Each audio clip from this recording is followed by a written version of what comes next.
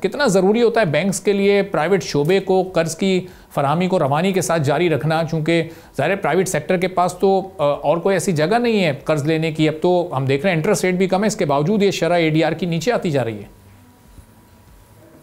जी, जाहिर है कि जो भी बैंक किसी को कर्जा देता है तो उसका मेन मकसद ये होता है कि वो कर्जे से जो भी कारोबार हो या जो काम किया जाए वो इतना मुनाफा बख्श होना चाहिए कि वो कर्जा वापस आ जाए। और वैसे भी बैंक जो हैं वो शॉर्ट टर्म कर्जे देने के लिए ज़्यादा आमादा होते हैं रादर देन लॉन्ग टर्म।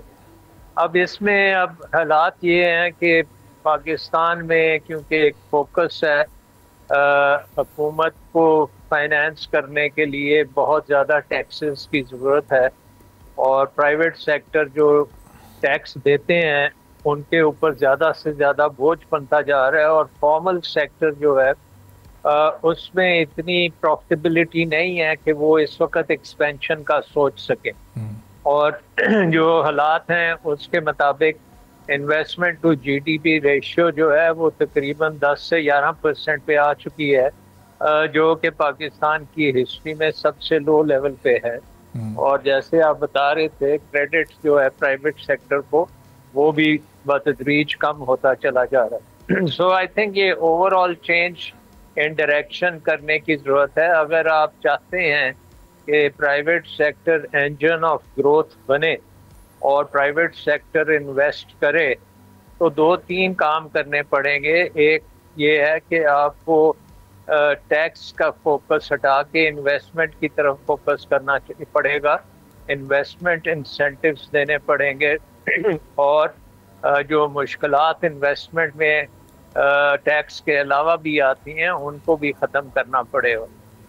तो वो अमल जो है वो एक डीप सीटेड रिफॉर्म प्रोग्राम के नतीजे में आ सकता है, जिसमें आप हुकूमत का साइज कम करें, हुकूमत के जो फैलते हुए एक किस्म के डिपार्टमेंट्स हैं उनको मर्ज करें, बंद करें, हुकूमत की डाउनसाइजिंग करें, और सबसे बड़ी बात है डीरेगुलेशन करें ताकि जो इन्वेस्टर है उसको उसका रेगुलेटरी बर्डन एक होता है उसको कम किया जा सके।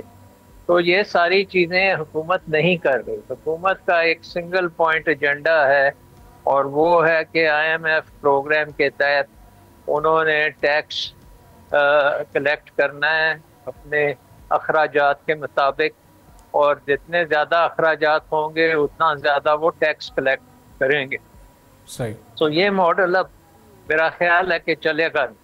अच्छा, तो सलमान साहब ये प्राइवेट सेक्टर की एपेटाइट ही कम हो चुकी है, उनकी डिमांड ही कम है, वो रिक्वायरमेंट ही उनकी नहीं है कि वो बैंक से कर्ज लें, फिर बैंक ही अपने तौर पर एहतियात से काम ले रहे हैं और ज़रा थोड़ा सा एक सेफ जोन में वो उस जगह इस वक्त कर्जे दे रहे हैं जहाँ से उन्हें रिटर्न ज़्यादा आ सकता है। चूँकि इंटरेस्ट रेट जब ग्रेजुअली कम हुआ तो उसके बाद ये एक्सपेक्टेशन थी कि ये ADR तो बहुत ज़्यादा बढ़ जाएगा। दीगर ममालिक में हम देखते हैं ये ADR की तरह शरह 70% से भी ज़ायद होती है, जो कि हमारे यहाँ बमुश्किल 50 तक पहुँच पाती है।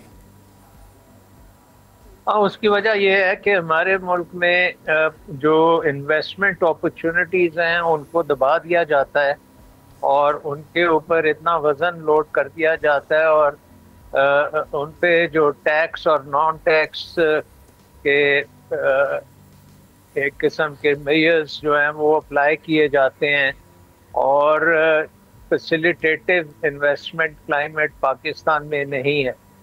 तो आई थिंक जब तक ये हुकूमत डिसाइड नहीं करती कि पाकिस्तान का नंबर 1 प्रायोरिटी जो है वो private sector as the engine of growth है और उसके लिए इन्वेस्टमेंट की इंसेंटिवाइज करने की ज़रूरत है, उसके लिए डीरेगुलेट करने की ज़रूरत है, उसके लिए हुकूमत का साइज़ कम करने की ज़रूरत है, उसके लिए प्राइवेटाइजेशन को बहुत तेज़ी से करने की ज़रूरत है, और प्राइवेट सेक्टर को एक्सपोर्ट्स की तरफ राग़िब करने के लिए लिबरलाइजेशन की भी ज़रूरत है कि आप प्रोटेक्शन जो है वो नहीं देंगे। तो आई थिंक बहुत बड़ा एजेंडा है जो गवर्नमेंट को करना पड़ेगा, लेकिन गवर्नमेंट लगता है कि IMF प्रोग्राम से मुतमईन है और वो उसके बियॉन्ड जो रिफॉर्म्स हैं उस तरफ नहीं जाने को तैयार।